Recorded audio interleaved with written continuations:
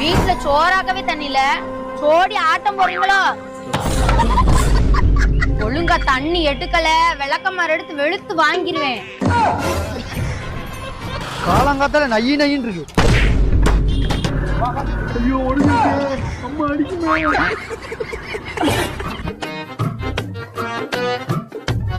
காலங்காத்தால உங்க அம்மா வேற தண்ணி இல்லைன்னா சந்திரமையா மாறா பாண்டி.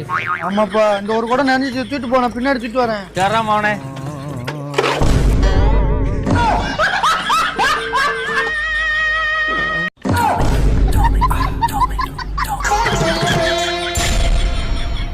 பார், முழுசா சந்திரமுகியா மாறி இருக்கிறவன் மனைவி கங்காவை பார்.